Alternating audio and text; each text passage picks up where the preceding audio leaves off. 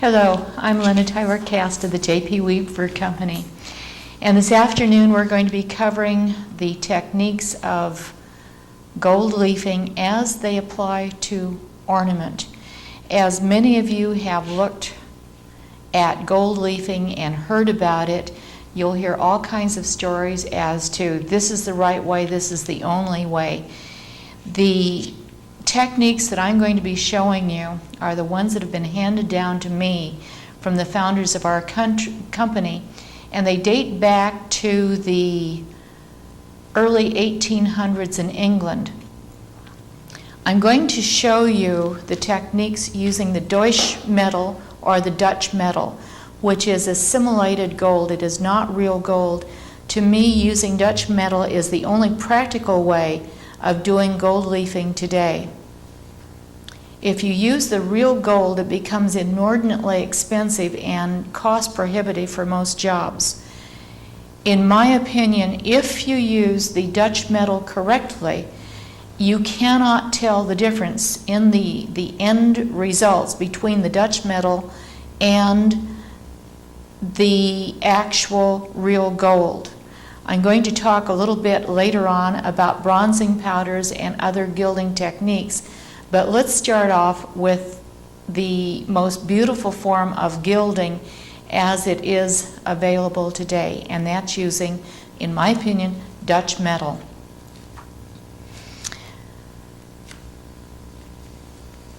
Dutch metal comes in several different forms and different colors. It comes primarily and most commonly in either gold or silver.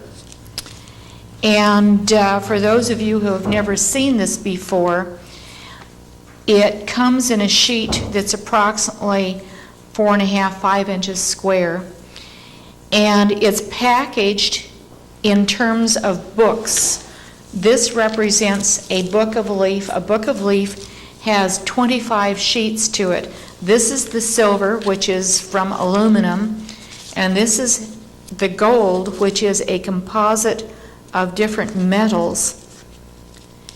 Sometimes you can find the gold in different shades of gold. You can see how easily this breaks. My hands are a little bit warm because it's a nice warm summer day when we're shooting this tape. And one of the things you'll find as you do your gold leafing is that you want to make sure that your hands are as dry as you possibly can. Otherwise, the perspiration of your hands will cause the leaf to stick to your hands and not go where you want it to go.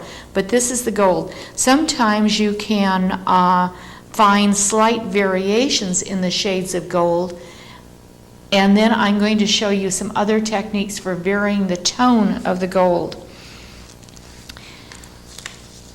Most people who are just beginning buy their gold leaf by the book.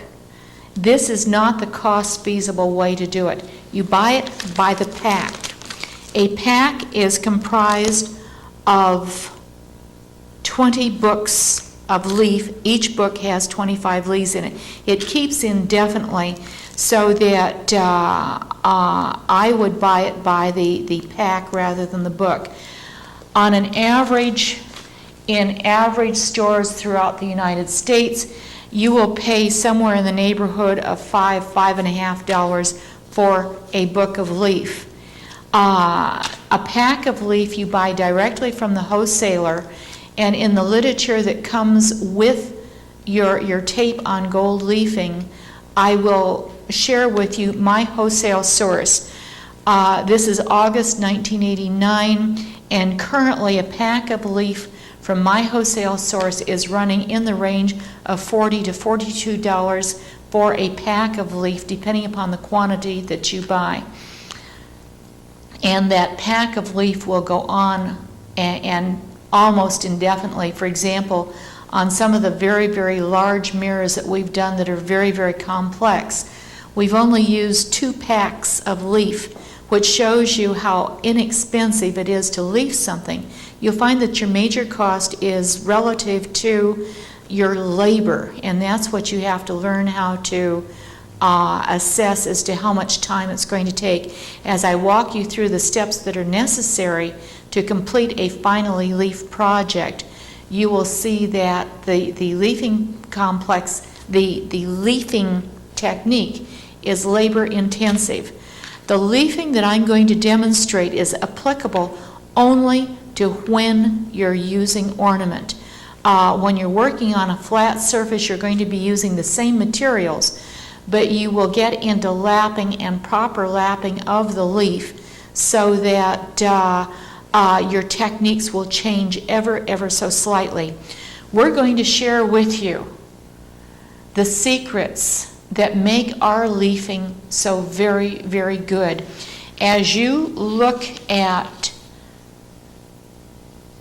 different examples of gold leafing that you may find in your area, I want you to tune your eye to know what you are looking at. And what I suggest is go into an antique shop or a museum where they have samples of ormolu and bronze doré.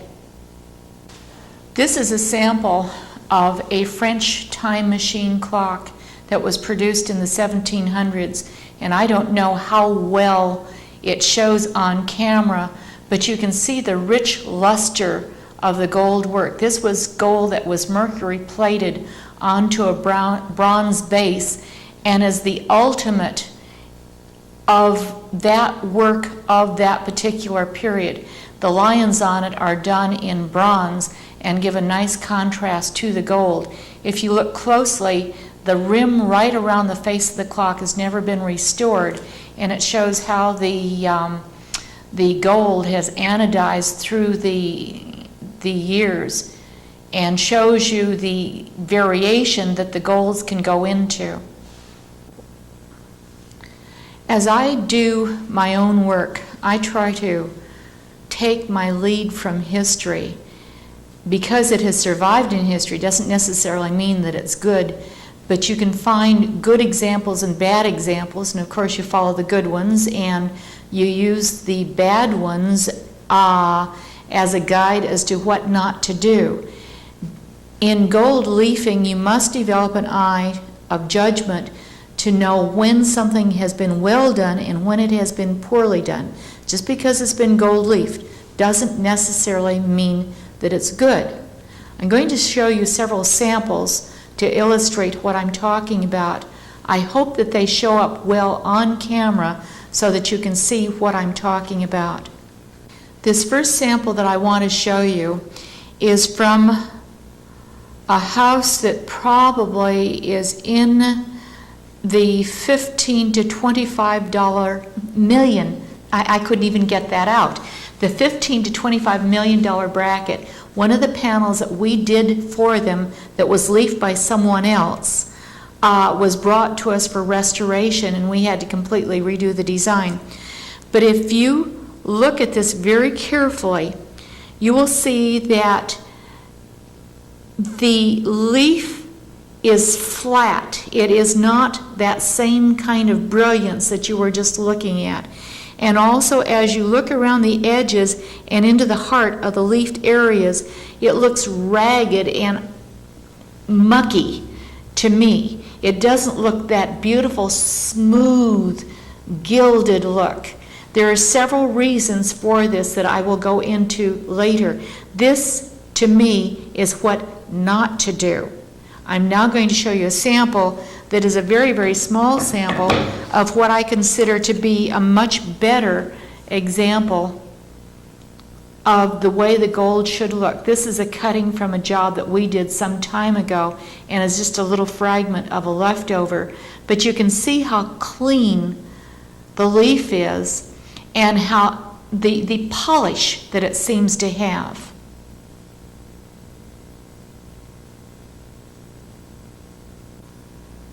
This is a sample of our bird molding that has gilding on it.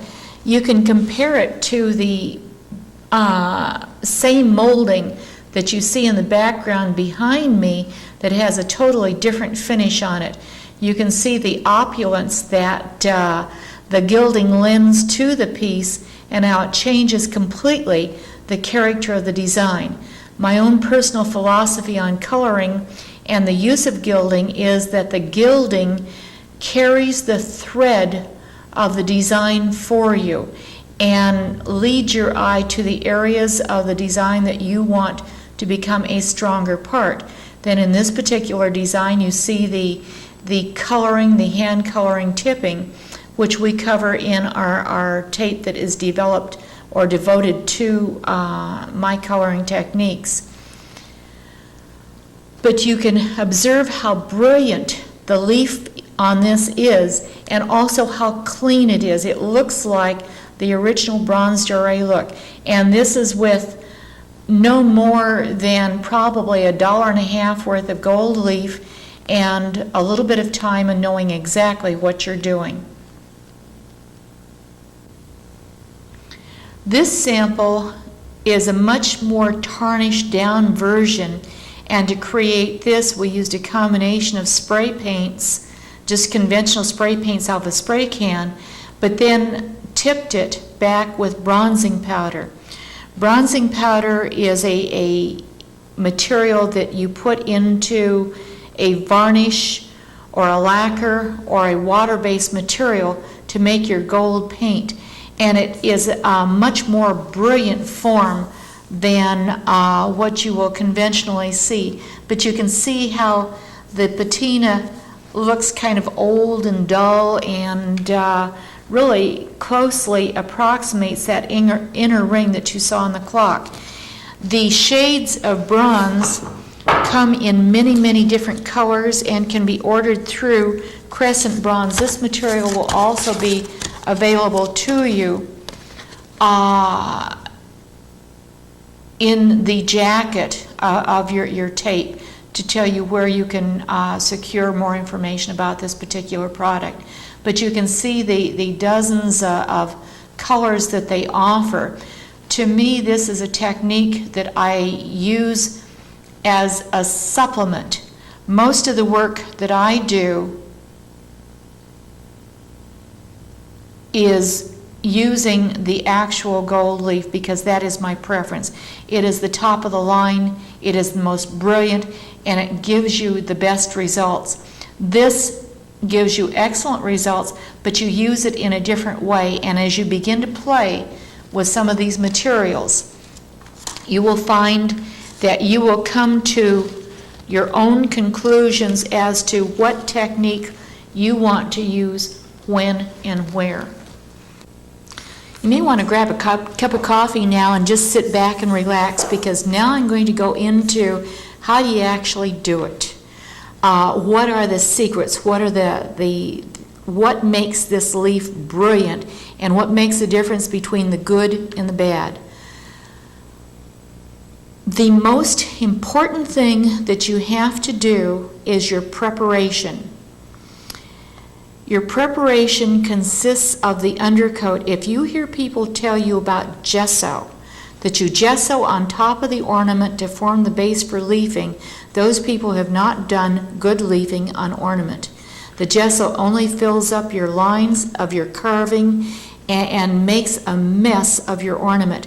This is popular during the period of the 1950s and 60s, where we were going into a modern period. But if you want to emulate the quality and the character, if we use Versailles as our criteria for our work, they did not use gesso on top of their ornament. The technique that we use, as I mentioned earlier, is a very, very old one. The most important part of this whole procedure is to do several good thick coats of shellac underneath or directly on top of your ornament and directly underneath your leafing. I'm very, very particular in this one area. I do not like to buy my shellac at a paint store because I don't know how long it's been sitting there. Shellac does age and it deteriorates with age. Shellac should only be mixed in a glass container. And we mix all of our own shellac. It's very, very easy to do. All you do is take any kind of a simple glass container, put your shellac chips in it, and this is what it looks like. The shellac looks almost like flakes of cellophane, and it takes very, very little to do the job. You put your shellac chips into a glass container and then cover it with either alcohol or shellac thinner, either one of which can be purchased at any paint store. And let's say you filled your container that full with shellac chips. You simply cover it with the alcohol or the thinner and let it sit overnight. Remember, not lacquer thinner, not paint thinner. It's shellac thinner or alcohol. And by the next day you can come back and stir it up, and you have a nice consistency of shellac.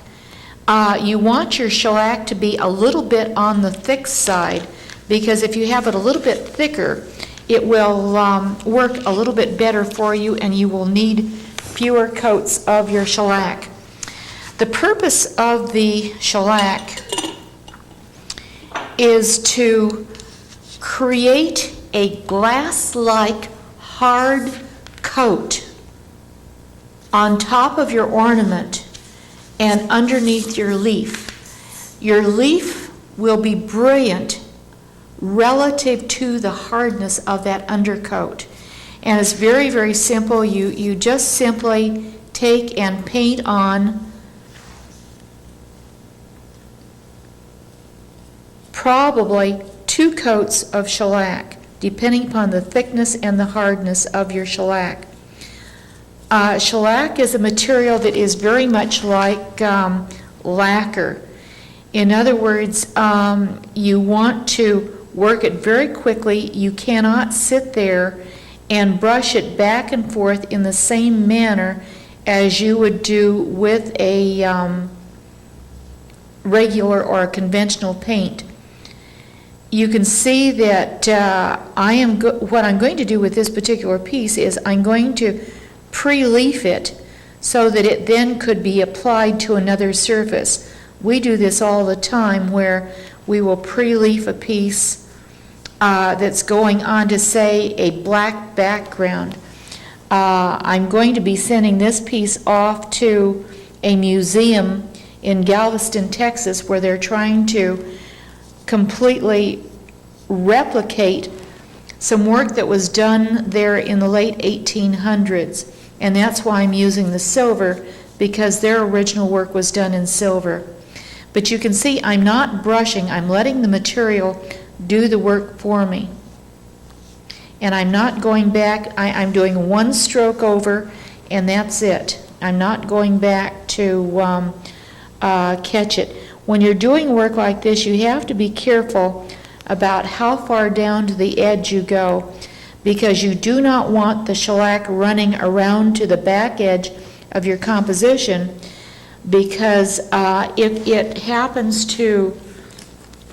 you get shellac onto this back surface of the ornament, that is your bonding surface, and the ornament simply will not stick. So you want to be careful to hold the shellac to this edge and not coming around to this back edge.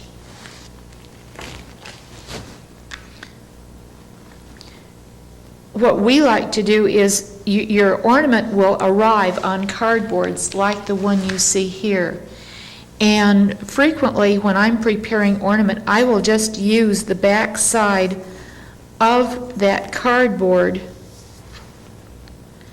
as my surface for working. It has the back side of the cardboard has a certain blotting capability to it, and it makes it very easy for working.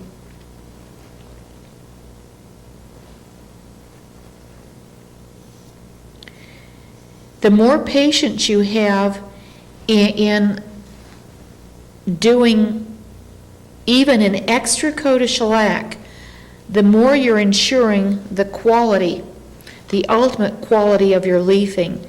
And the first coat is quite important. You want it to be very good, and you want to get into all the little nooks and crannies.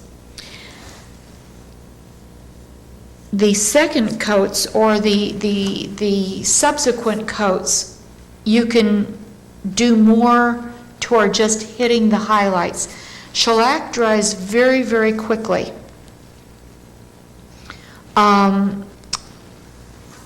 So that you're pretty safe in allowing somewhere in the range of perhaps a half an hour, maybe 45 minutes, depending upon your temperature and climate of your own particular region.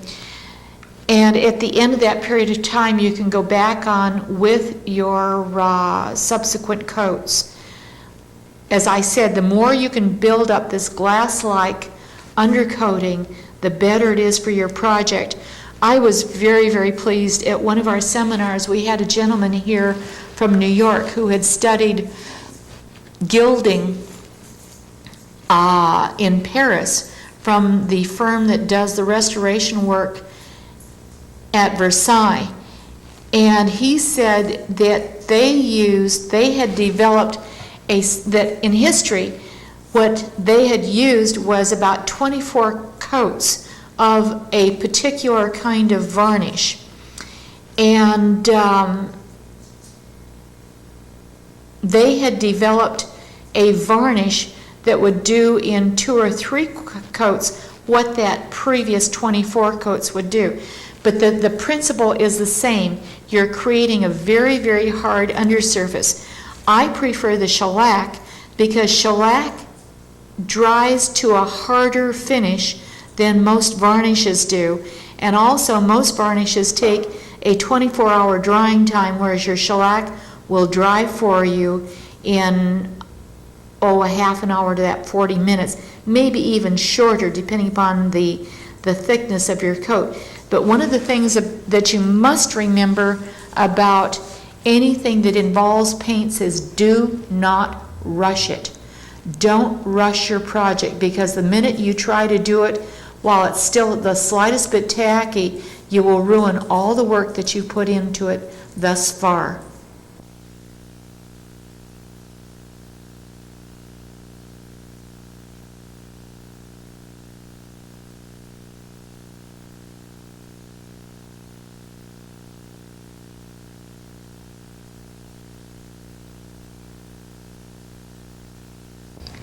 And continuing on.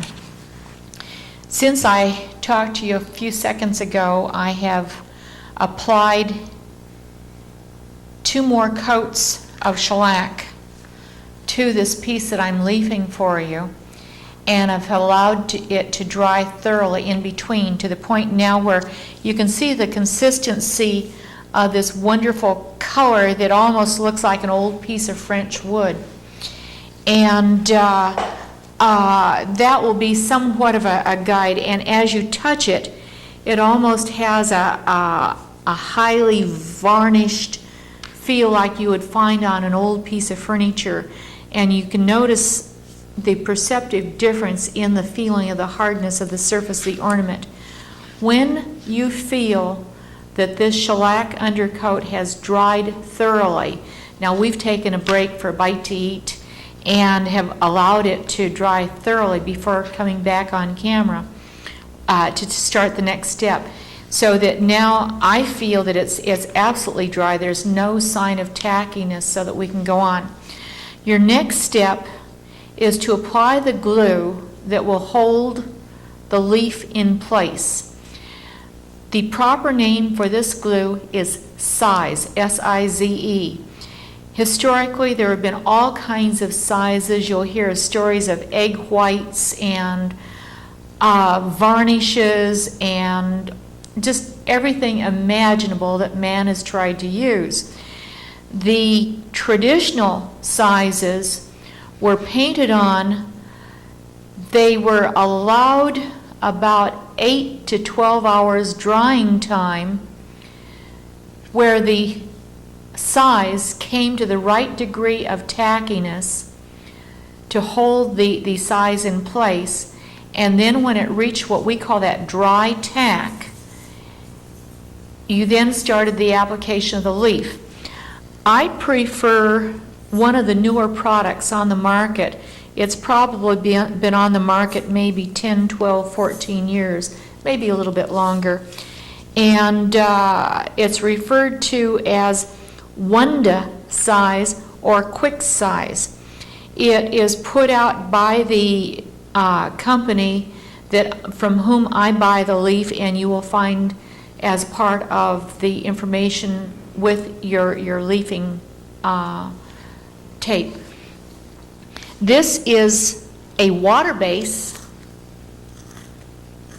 white, milky looking liquid that has a medium consistency to it. And one of the things that's nice about it is that as you're painting it on, it takes on an almost iridescent quality to it. One of the tricks of sizing is you must remember what you have sized and what you have not yet sized. And one of the tricks that we've used if we're working on something that has more of a white type base to it is we may add a few drops of color, food coloring into the size. That way we can tell quite easily where we've been and where we have yet to go. And this is just simply the same technique where you take and paint the size on to the areas where you want the leaf to go. And I don't like this brush. I'm going to go from the pointed brush to a flat brush because it's not covering it the way I want it. That's much better. As I have tried to say in the seminars that we give, what we try to do for you is to show you the concepts behind what you're going to be doing. Then it's up to you to play and to develop your own techniques, because you will find that you will discover ways that I may not have encountered that work for you in your field conditions that you will want to employ as you do your work. And we're always delighted to hear from you, because if you stumble onto something that really works, then we pass it on to other folks who are struggling with new ways and means and techniques. It's just simply a matter of painting this on. The virtue of this particular size is that the tacking time can vary, be as little as 15 or 20 minutes if you're doing something that you really have to do in a hurry. Or if I'm doing something that where I have the option of time, I really prefer to size it one day and then go back and leaf it the next. Again, these tack times will be somewhat dependent upon your temperature and humidity conditions in your own local area. And you will have to experiment with it to find out what kind of variables. And then, of course, it will depend to a degree on how heavily you paint the size on. If you paint on a good, heavy, consistent coat, then you're going to find that it's going to take longer to set up. You'll find also that you want one quick coat on this, and you don't want to go back over an area that you have already sized.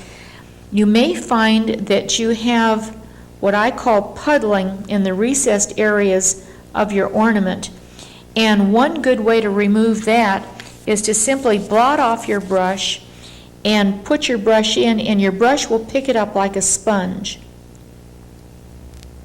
the excess material, because of course that excess material is going to stay in those recessed areas, and where the top parts of your ornament may tack faster, the recessed areas will remain wet. And if you try to leaf on top of that wet size, you will have a problem, because as you begin to push your leaf into the ornament, your brush is going to go into that wet area of size, pick up the size, then the leaf is going to stick to your brush, voila, a mess.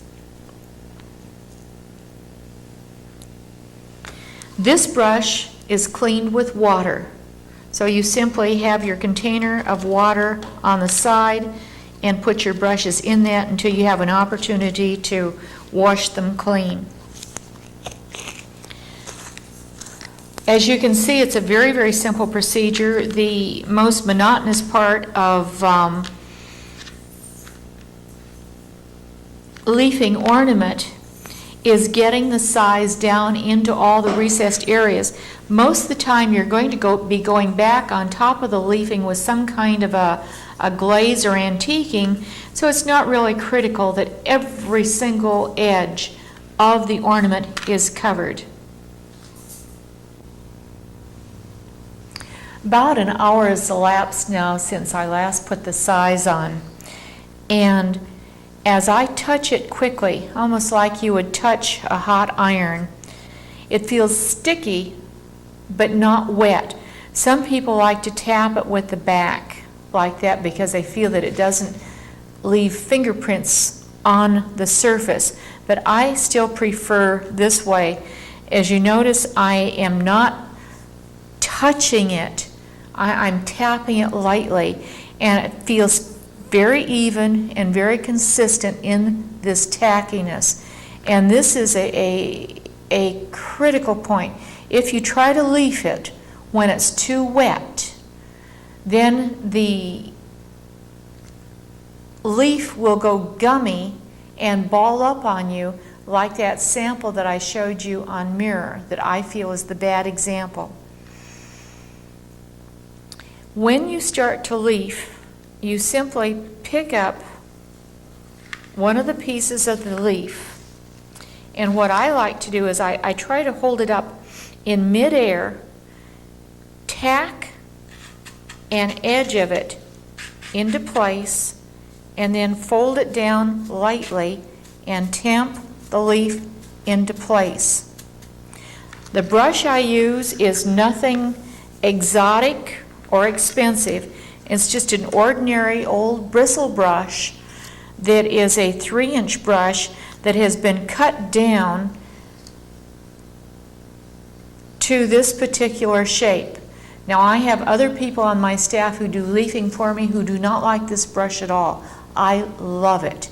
So that, again, it's something that each person will find that instrument which works the best for them.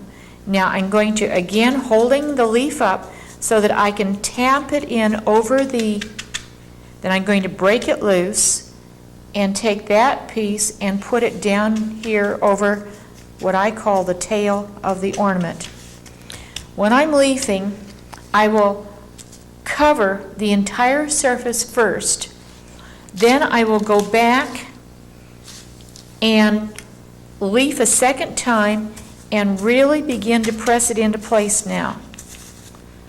I like to use a little circular motion when I'm leafing. It helps to get that leaf into some of the crevices of the ornament. Remember, the leaf is very, very reasonable, so it's not a cost factor in working with this. And you can be quite extravagant in the manner in which you use it. I like to just get it in there.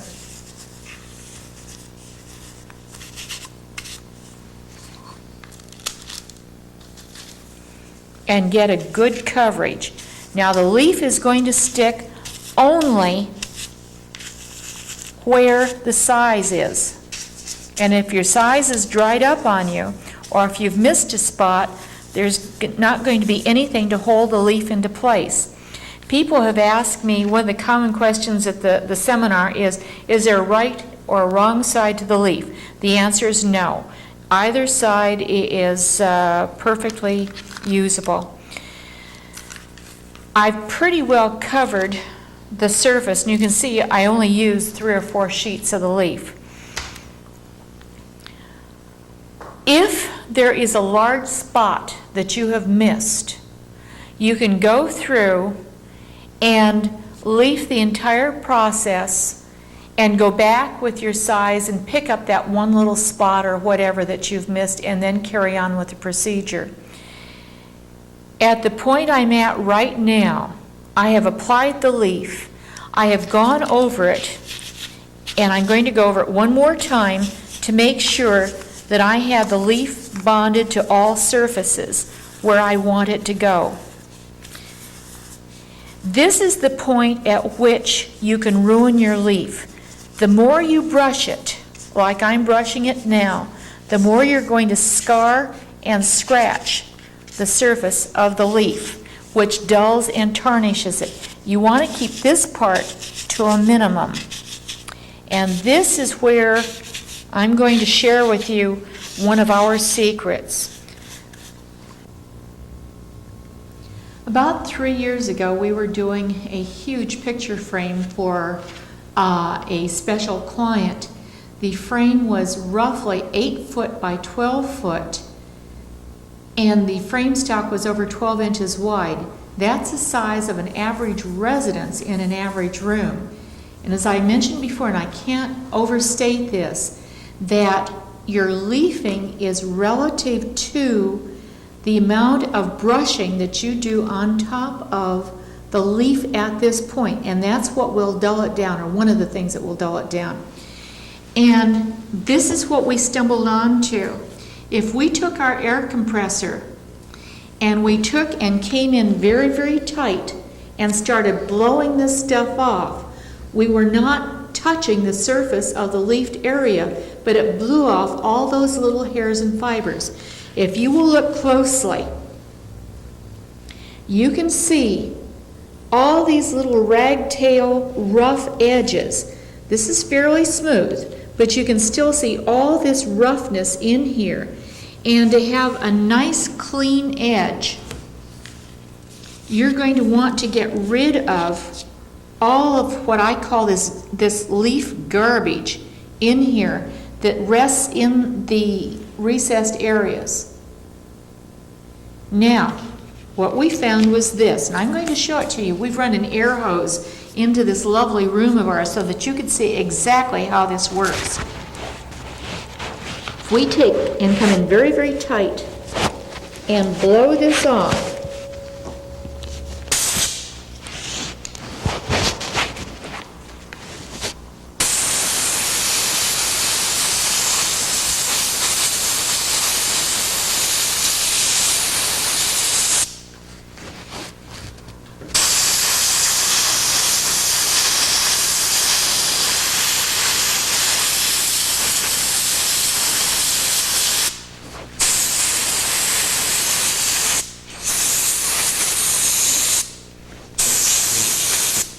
I'm trying to hang on to the piece while I show it to you, but I hope that you can see on camera how it literally blasts all those little fragments loose. Believe me, you can spend hours brushing and not be able to get it this clean.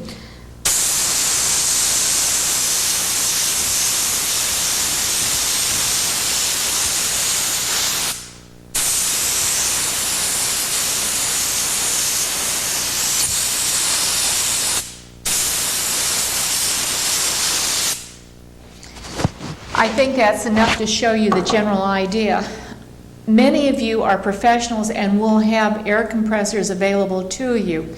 If you're doing just a little tiny bit of leaf, then you'll have to go back to the old-fashioned technique of just taking a small brush, such as something like this, and brush until you're able to get it all free and just keep that brushing to a minimum. Or if you're doing a larger job and you don't want to invest in a small air compressor, you can rent one. Or you may have a friend who has one that you can borrow. They're really quite readily available, and if you think that you're going to be doing any leafing or any amount of leafing through the years, you might truly consider investment in this, because this has improved our leafing 400% over what it was before. For those of you who've done leafing before, you can see how smooth this leafing is.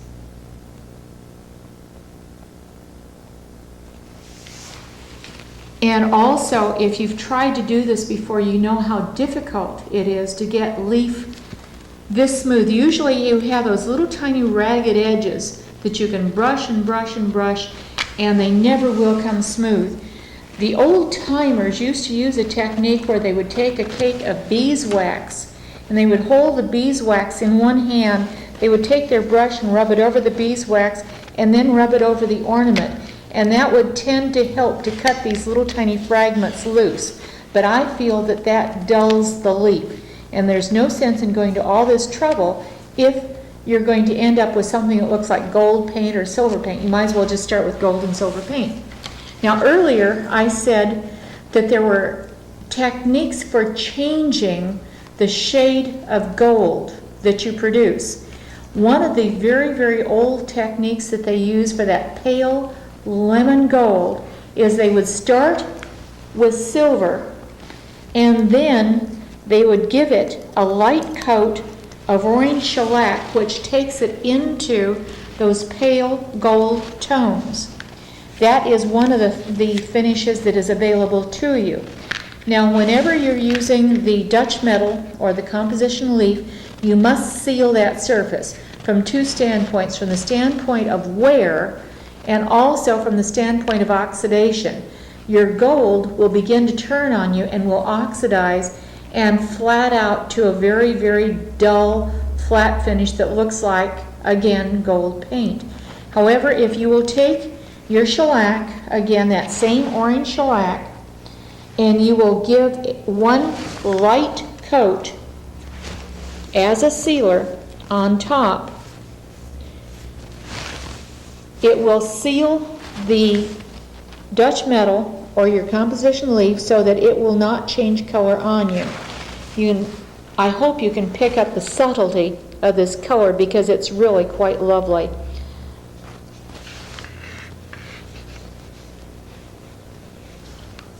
Once you have sealed the leaf, then you're ready for whatever you want to do with your gilded ornament next, whether you're going to steam it and apply it to another surface, or if you have leafed this on top of a situation where the ornament has already been applied.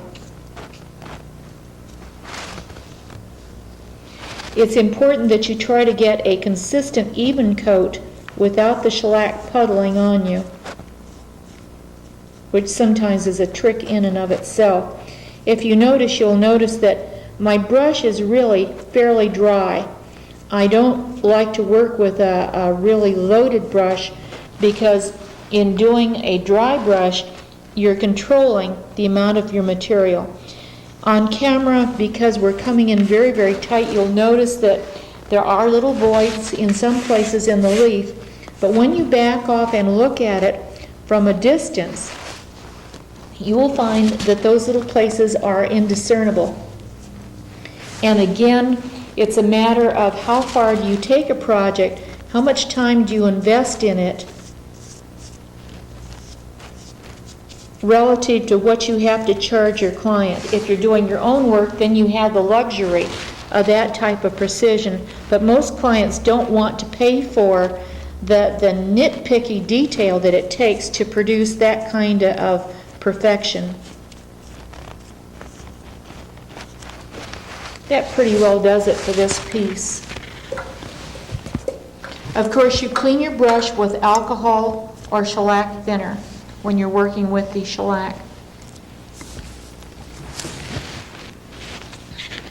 Now, for all practical purposes, the basic gilding process is complete. If you take the same thesis and you've worked with your gold leaf instead of the silver leaf, and you apply the shellac on top of it, you will deepen the tone of the gold. Again, my personal philosophy is that the gilding becomes part of your color, finish, and design.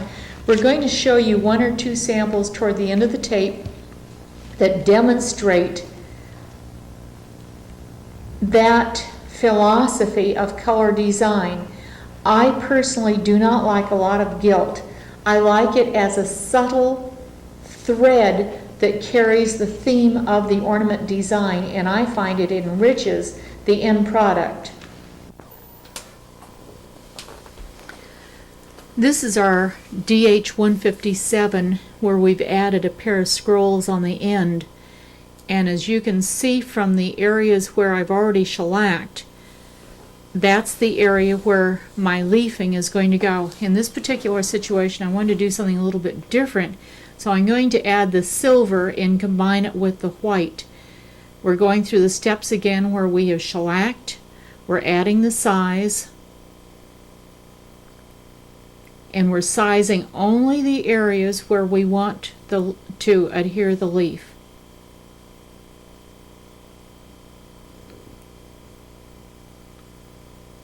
Sometimes you have to kind of touch lightly to see where you have sized and where you may have omitted or forgotten something. When you're using this size, you want to be very, very careful, and you can see that I am stroking it very, very carefully. You do not want to create bubbles. You don't want to paint it the way you paint a normal paint. You want to make it quick and easy. And by taking those nice smooth strokes, you will not create bubbles with your size. I found in my work that regardless of the instructions that come from the company about the tacking time for the size, that I get the best results when I size one day and go back and leaf on the subsequent day.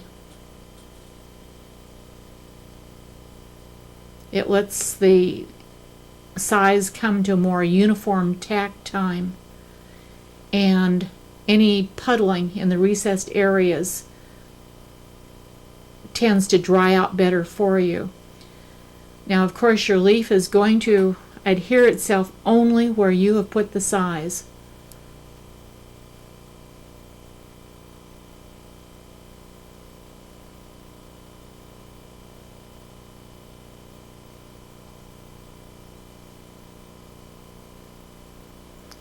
Looks like I missed a spot in there with the size.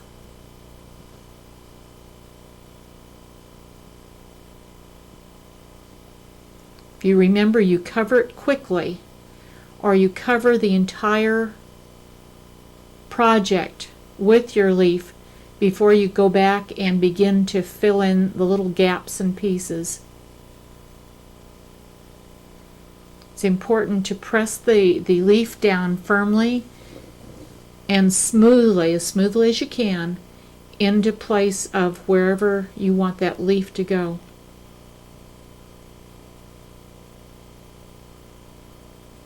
Let your brush do your work for you.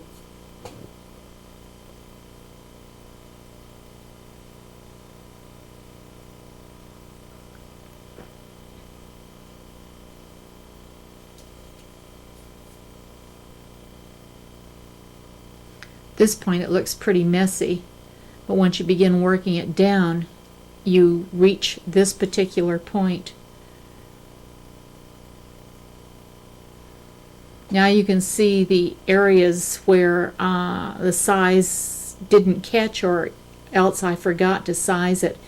And this is one where I will go back and size it lightly, let it sit for an hour or so, and not bother to wait overnight.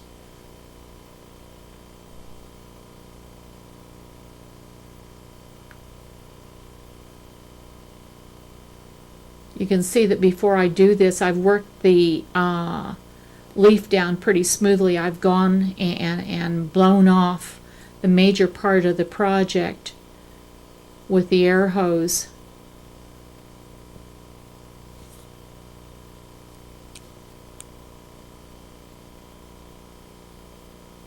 Little fill in and touch up.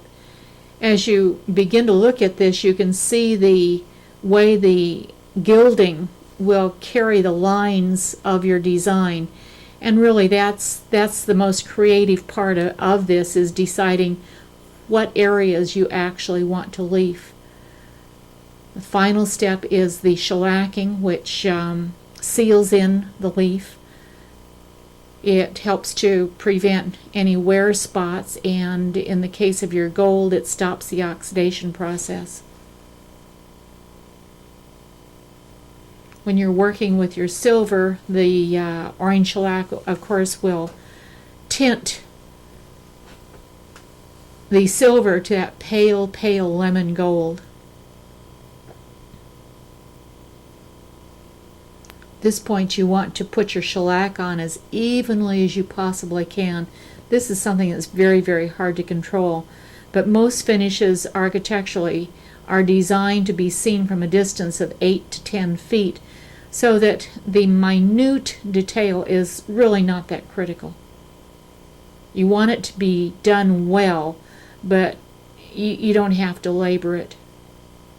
Sometimes you get a little too much shellac that runs down into the area, and what I do is I dry off my brush as I did there on the wrapping paper, so that my brush acts like a sponge to pick up the excess material.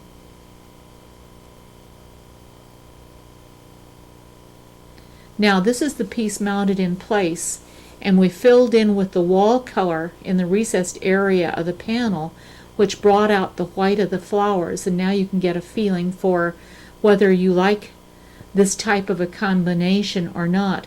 I had the problem with that beautiful white plaster crown molding, and I wanted to integrate this panel between the white door and the crown molding above, and bring in that wall color as well. I personally felt that it was very, very effective. Makes the ornament really bounce and stand out.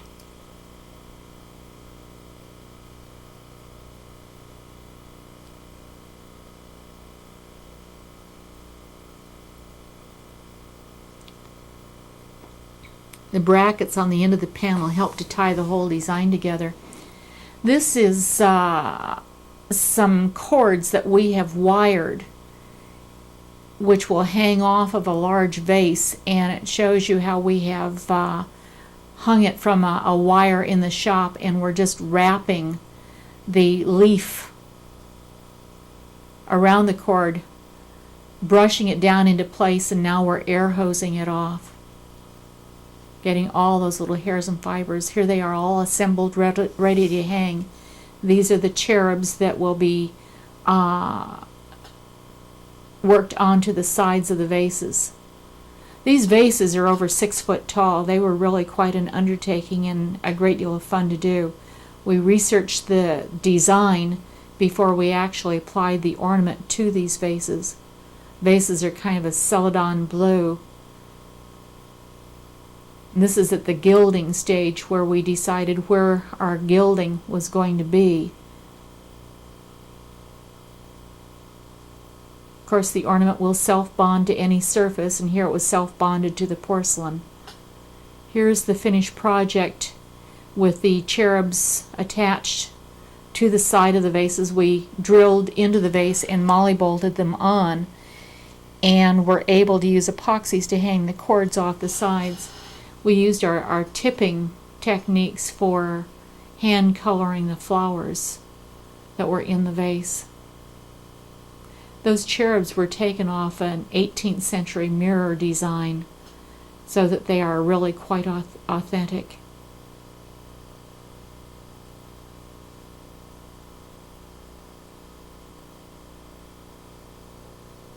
Shows you the scope of what you can do with the ornament combined with your imagination on color and gilding.